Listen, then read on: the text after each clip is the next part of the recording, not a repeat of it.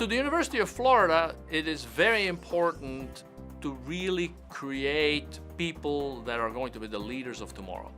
For these people to really be at the bleeding edge of research, we need to be able to give them high-performance computing and computational capacity to meet their needs. In 2013, working with Dell and Intel, we designed a system that we called HiPerGator, and it turned out to be a very great success. And so our predictions made us aware that we would need to start thinking about expansion much sooner than we had thought. And so 1 year after HiPerGator was in production, we started working on HiPerGator 2.0, the expansion of the original HiPerGator. But to the end users, it'll just be one bigger and better HiPerGator. I like to do big simulations, so it's fun to do things that have never been done before. The HiPerGator allows us to test things really quickly. We can run very long simulations, iron out any kinks, debug anything for very large scale computing. I study small, teeny tiny beetles. Some of them become bad pests. The DNA of the beetle will tell me where the beetle originated from. When I sequence parts of the genome, I have billions of DNA sequences. Having HiPerGator has been invaluable to me, from storing the data, from processing this DNA data, and to analyzing it. Essentially, I probably couldn't do my research without HiPerGator. In the design architecture of HiPerGator 2.0, we really worked very closely with Dell and Intel and built a system that we think is quite unique. And they're committed to a success, and we're very appreciative of that. We work closely with both Dell and Intel. For HiPerGator 2.0, we considered a lot of designs. In the end, we decided to go with the Dell PowerEdge C6320 servers.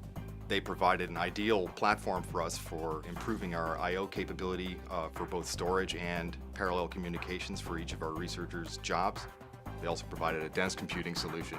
For our needs, it was a great match. Inside each of the Dell PowerEdge C6320 servers, we have 2 sockets populated by Intel Xeon processor E5-2698 V3s. We chose those processors specifically for their balance between core count, power consumption, AVX and base clock rates, the turbo boost features for both the base clock and the AVX clock. We chose to include a quantity of Intel Xeon Phi processors in HiPerGator 2.0 in order to provide a capability to our researchers to help them solve their problems faster.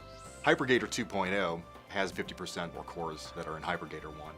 Each of those cores is significantly faster. We expect a fairly massive performance improvement on many of our researchers' codes. I use HiPerGator to do radiation transport studies to be able to make patient therapy treatments, to show what the doses to especially pediatric patients would be in order to limit their secondary cancer risks. Now with HiPerGator, we're able to complete simulations much quicker due to the increased processing power, because we're able to do a simulation that would take somebody a lifetime in a matter of minutes. My area of focus is bioinformatics and genomics research. My research primarily depends on the amount of computation power you have. One of the key reasons why I chose to work at UF is because of HiPerGator. It has a lot of processing power and memory, so which helped me to accelerate my research discoveries. Researchers tell me after they finish their PhD and they go to some other place, now I realize how important that environment was to get my work done in a timely fashion. And so when you hear that as a message, that's very satisfying. It's like, hey, I'm doing something to help people and make the world a better place.